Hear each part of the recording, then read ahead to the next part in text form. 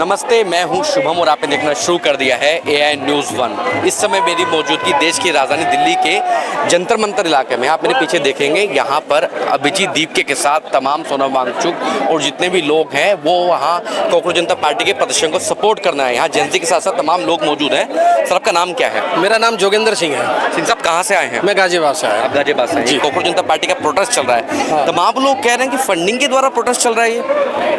नहीं, अगर ये जो फंडिंग के से अगर चल रहा तो सरकार को जो है इसकी जांच करनी चाहिए कि कहाँ से फंडिंग हो रही है या क्या से हो रहा है। इसका बिना जांच करे जो है किसी पर इस तरह से आक्षेप नहीं लगाना चाहिए। अगर मान लो ये युवाओं की आवाज़ उठा रहे हैं, पेपर लीक के खिलाफ आवाज़ उठा रहे हैं, भ्रष्टाचार के खिलाफ आवाज़ उठा रहे हैं, तो इसका ये मतलब थोड़ी है कि विदेश से फंडिंग आ रही है इसलिए जो ना इसको ये कर रहे हैं। उनको जांच करनी चाहिए तो पहले। विपक्ष भी आवाज़ उठा रहा है, कांग्रेस भी उठा रही है, समाजवादी पार्टी भी आवाज़ उठा रही है, तमाम पार्टियां आवाज़ उठा रही हैं। वो तो हाँ, जो विपक्ष है वो दरअसल परंपरागत राजनीति कर रही है और जो मुद्दे हैं उनके मुद्दों को इसलिए दबा दिया जाता है क्योंकि उनके पिछले जो काम है उनको उसमें जो ना दबा कि नेहरू जी ने भी भ्रष्टाचार किया था, राजीव गांधी ने भी भ्रष्टाचार किया था, उसके मामले में भी पेपर लीक होते थे, दूसरी सरकार में भी होते थे। तो अगर उसमें पेपर लीक होते थे तो इसका मतलब हम भी ठीक है, वो भी ये कह रहे हैं। पर ये एक नई आवाज़ है, युवाओं की आवाज़ है। कभी भी जब इस तरह से विस्फोट सा होता है, अगर युवाओं की समस्या है और उसमें से युवा ही निकल कर आते हैं तो ये एक जेन्युइन प्रॉब्लम है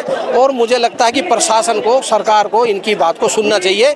आप जो इनकी जो शिकायत है, लीकेज की शिकायत है, आप उसकी लीकेज की शिकायत दूर कर दो। आप शिक्षा की सस्ती शिक्षा की बात, आप शिक्षा मतलब सस्ती शिक्षा कर दो। तो आप मुझे बताओ कोई आदमी क्यों किसी के प्रोटेस्ट करेगा? क्यों जरूरत पड़ेगी प्रोटेस्ट की? इसलिए तो जरूरत पड़ रही है क्योंकि समस्या अभी 24 लाख बच्चों का जो है नीट का पेपर लीक। आप ये बताओ 24 लाख बच्चों की जो पीड़ा है आप उसे कैसे काउंट करेंगे? धर्म के आधार पर आप लगा लो कि अगर उनके यहाँ से बद्दुआएं निकल रही होंगी तो किस पर पड़ेंगी वो? कि आप मुझे बताओ किस पे पड़ेंगी? सरकार पे पड़ेंगी। और क्या शिक्षा मंत्री को इस्तीफा दे देना चाहिए, जहाँ तमाम लोग मांग कर रहे हैं? देखो, ये मांग बेशक कर रहे हैं पर सरकार जो है वो उनसे इस्तीफा लेगी नहीं। क्यों? कारण क्या है? कारण ये है कि ये जो सरकार है ना, इनके यहाँ त्याग पत्र लेने की या देने की जो ना परंपरा नहीं है, परिपाटी नहीं है इसके कि भाई का गलती हो गई है। तो अब इतने सारे पुल गिरते हैं, किसी ने रिजाइन करा क्या? आज तक किसी ने नहीं करा। बहुत सारे करप्शन होते हैं, 16,000 करोड़ का भी एक पकड़ा गया है, किसी ने रिजाइन करा? नहीं करा। तो ये रिजाइन नहीं करते, जिम्मेदारी लेने की इनकी अपनी एक तरीके से वो नहीं है। तो मैं आपको कॉकरोच कहूँ तो खुश होंगे आप? नहीं, कॉकरोच चूंकि आज ये कॉकरोच पॉजिटिव वे में हो गया है। कॉकरोच पॉजिटिव वे में हो गया कि जैसे हमारा प्रशासन या शासन कह लो, वो अगर एक तरीके से गलत काम कर रहा है तो उस पर अटैक करने के लिए अगर कॉकरोच कहलाया जाए तो कोई दिक्कत नहीं होनी चाहिए। ये अभी आज की डेट में पॉजिटिव साइन है कॉकरोच होने का। जी। आपको पता है पार्टी की स्थापना कैसे हुई, कैसे बनी है पार्टी?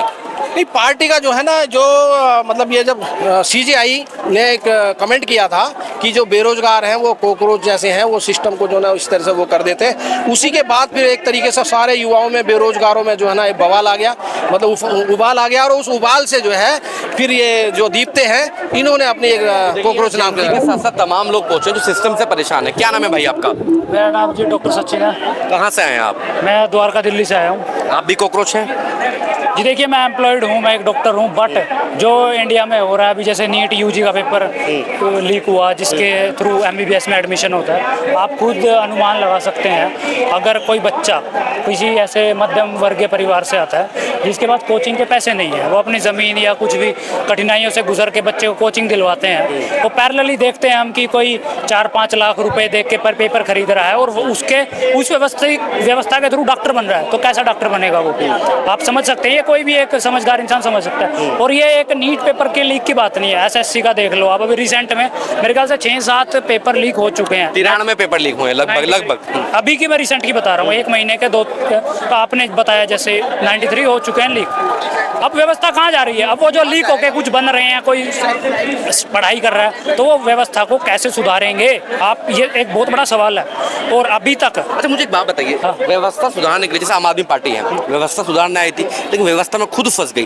क्या किसी भी नई राजनीतिक पार्टी पे भरोसा करना ठीक है इस समय? देखिए जी, 140 करोड़ की जनता है भारत की, ठीक है। और आपने जैसे एग्जांपल दिया एक पार्टी का अभी रिसेंट में कि संगठन का, मैं ये कहूँगा कि बदलाव आएगा, हर बार आएगा। अगर एक व्यवस्था अगर खराब होगी, अगर अभी बदलाव आता है, अगर फिर क्रांति आएगी, फिर पलटा लगेगा। देखिए मानव सभ्यता जब से शुरुआत हुई है, जंगलों से इंसान निकला है, ये एक तंत्र बनाया हमने, लोकतंत्र कहते हैं इसको।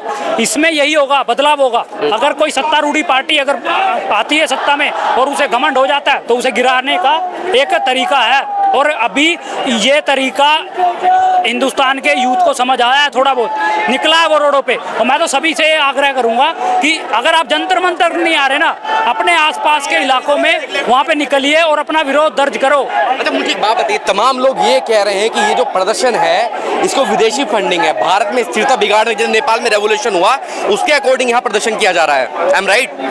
देखो जी, नेपाल बांग्लादेश से मैं इसकी तुलना करना तो बिल्कुल ठीक नहीं है, क्योंकि हमारे देश का युवा पढ़ा लिखा युवा है, ये हिंसा में बिलीव नहीं करता।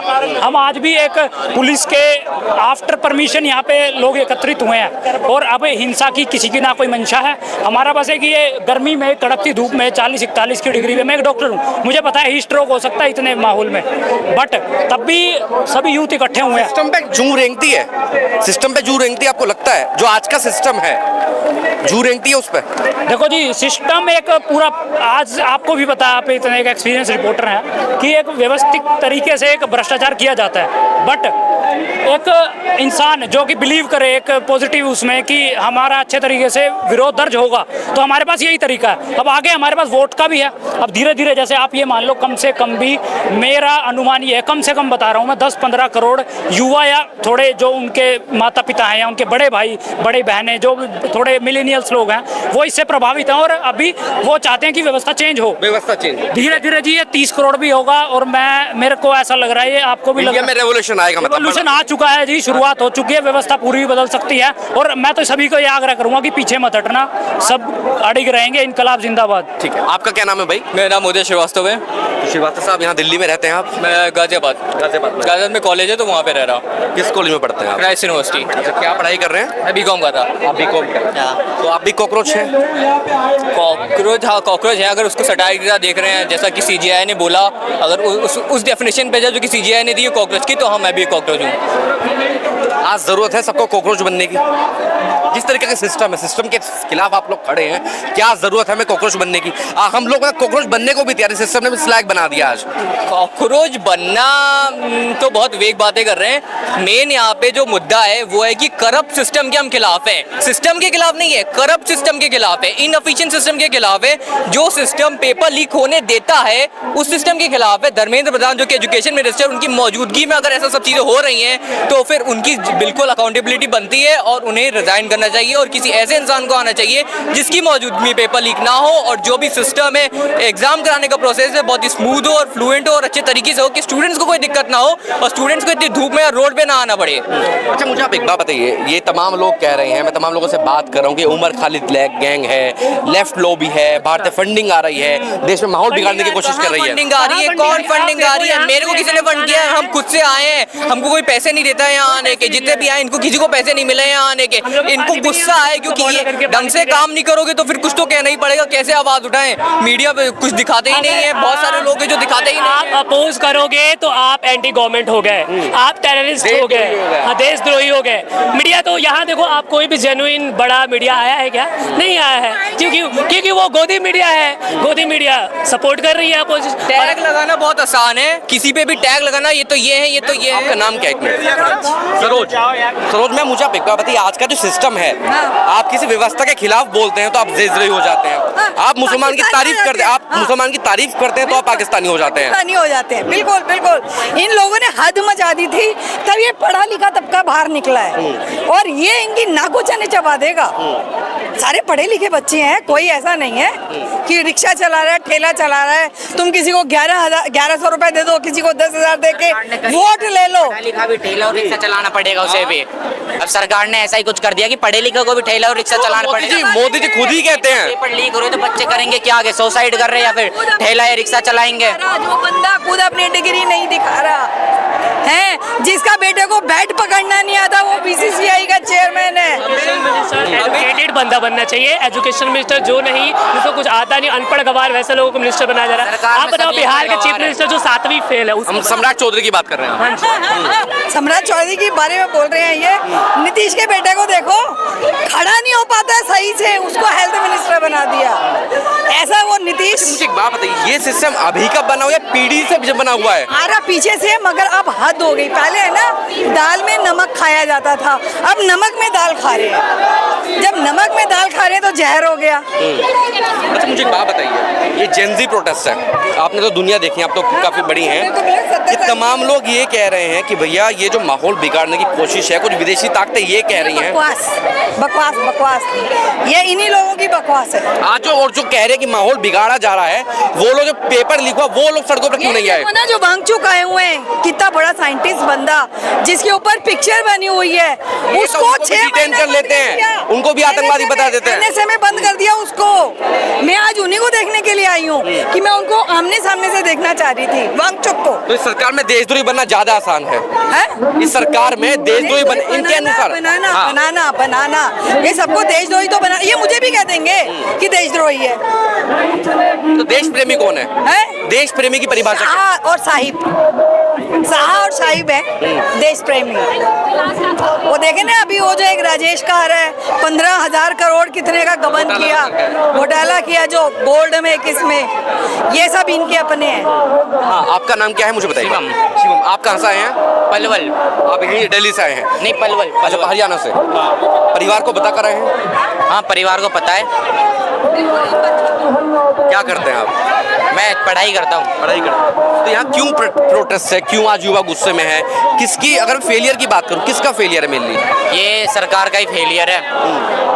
किसका फेलियर? सरकार में किसका इस्तीफा देना चाहिए? प्रधान। धर्मेंद्र प्रधान। कितने पेपर लीक हुए हैं अभी तक? ये 3-4 पेपर लीक हुए हैं, मतलब 18 से 2026 तक के बताऊँ या अब आपके बताऊँ? अच्छा मुझे एक बात बताइए, तमाम लोग ये कह रहे हैं कि भैया ये जो प्रोटेस्ट है ना, ये लेफ्ट लॉबी करवा रही है, JNU की मंडली, अफजल गुरु के गैंग करवा रहे हैं प्रोटेस्ट। नहीं, ये जैन जी लोग कर रहे हैं, जिनको अपना इंसाफ चाहिए कि पेपर लीक हुए, नीट के पेपर लीक हुए, इनको इंसाफ चाहिए, इस्तीफा देना पड़ेगा उसे। आपका क्या नाम है? बढ़िया उसने। आपका क्वेश्चन क्या है? आप सेलेक्टिव क्वेश्चन पूछते हो। आपको ऐसा लगता है? देखिए एक मिनट मेरी पूरी बात सुन लीजिए आप। असल में क्या ना, आज के टाइम में मीडिया का दो धड़ा हो गया। अब फॉर एग्जांपल मैं लोगों से सवाल करूं, सोशल मीडिया पर अगर आप खबरें देख रहे होंगे, मेरा सवाल नहीं है, बहुत सारे बाहर लोग खड़े हैं आपके संसद मार्ग थाने में, एप्लीकेशन देने गया है, एप्लीकेशन देने गए हैं बहुत सारे लोग कि जांच होनी चाहिए। मीडिया वाले मेरे से पूछा फंडिंग कौन करते हैं इसके लिए, चैनल वालों के लिए फंडिंग कौन करता है, वो मैं आपसे पूछता हूँ। मैं आपसे ये कह रहा हूँ कि मेरे एक मिनट मेरा पूरा सवाल सुन लीजिए। मेरे सवाल के पीछे क्वेश्चन मार्क है।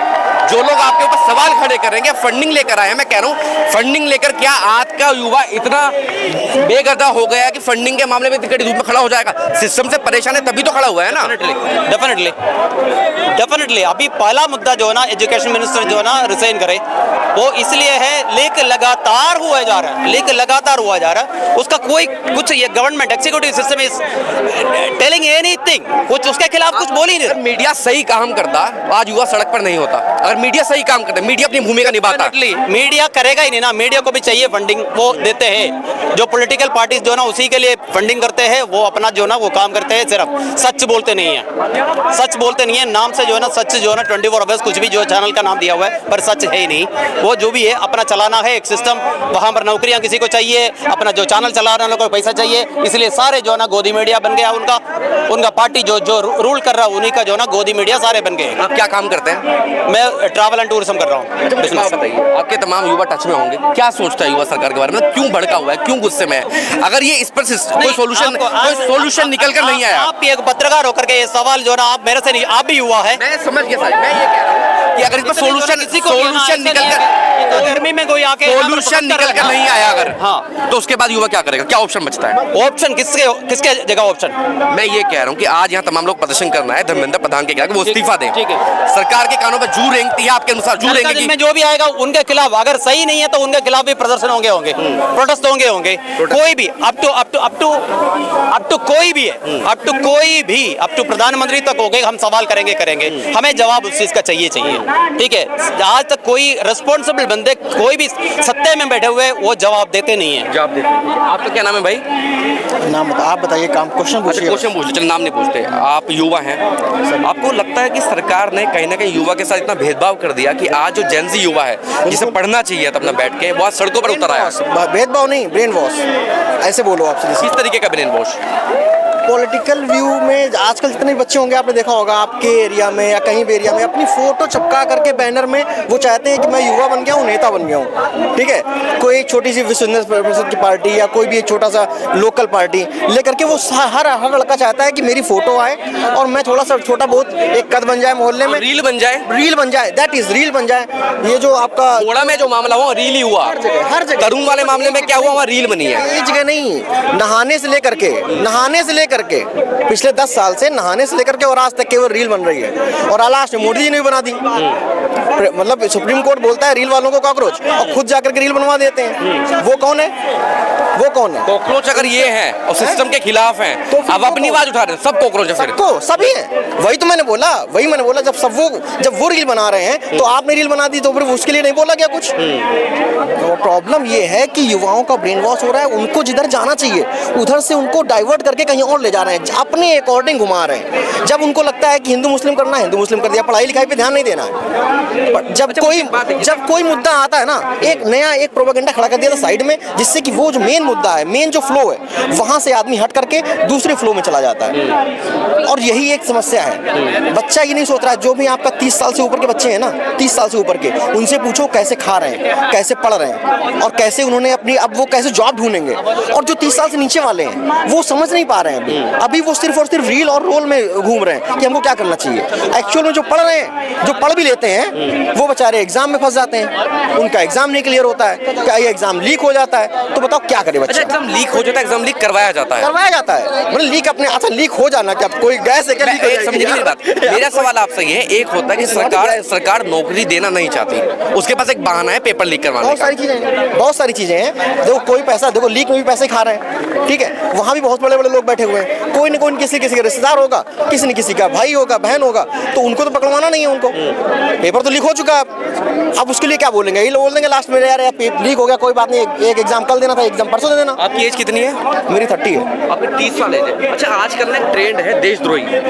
आपने वही यही नहीं सुना। वही तो मैंने क्या बोला अभी आपसे, डाइवर्ट किया जा रहा है। अगर जैसे ही मैंने अगेंस्ट बोला तो मैं देशद्रोही हो गया। मैंने भी इलेक्शन वोट दिया है इनको, मैं भी ये नहीं कह रहा, तो होगा ऑब्वियसली, वही तो मैं कह रहा हूँ, मैंने भी वोट दिया है, इसलिए तो पछता रहा हूँ, इसलिए और ज्यादा पछता रहा हूँ। इसलिए और ज्यादा रिग्रेट है कि मैंने ऐसे आदमी को वोट दिया जो कि आज ये कर रहा है। छोटे छोटे बच्चे बेचारे 1 साल पढ़ते हैं, पढ़ने के बाद में उनको उनका रिजल्ट नहीं मिलता है, सुसाइड कर लेते हैं। बताओ कितना छोटा बच्चा, 12th का बच्चा कितना बड़ा होता है। उसको आप जो कहोगे ना 1 घंटे आप उसको समझाओगे ना, वो आपके पीछे पीछे चला जाएगा, क्योंकि वो बच्चा नहीं समझदार है। और उन बच्चों के साथ ऐसा हो रहा है। इसका सोल्यूशन क्या है? सोल्यूशन क्या है भाई? गवर्नमेंट हटाओ, और सबसे बड़ी बात है जो लोग समझदार हैं उनको रखो। इस तरह से नहीं चलेगा। और जो क्वेश्चन है, आपने हमको ऐसे बुलाया हाथ पकड़ के, आपने पूछ लिया, ठीक। आपने अभी तक मोदी जी से कोई प्रेस कॉन्फ्रेंस देखी? आपने क्वेश्चन पूछा, कोई जवाब आया? ये ऐसी पार्टी चाहिए जो जवाब दे। ये नहीं है कि आपने जो बनाया वो कर दिया। फेलियर है आज जो युवा सड़कों पर है, ये इस सरकार का फेलियर या पहले की सरकार को भी फेलियर सबका? पहले का तो जो देखो, ये सबसे बड़ी क्वेश्चन मार्क। आज आप कहते हो हर बार जब भी कोई, चाहे वो बीजेपी गवर्नमेंट हो चाहे कोई भी हो, सीधे बोल देती है हमने तो 10 साल में ये किया, उन्होंने तो ये किया था। अरे भाई 10 साल तुम्हारे भी हो गए, 15 साल। अब आप पुराने वाले को नहीं छोड़ सकते। आप अपने बाप को बात करते हैं, आप मोदी, आप नेहरू जी के समय की बात, अपने फैमिली की बात करता हूँ। हम अपने बाप को गलती देंगे क्या?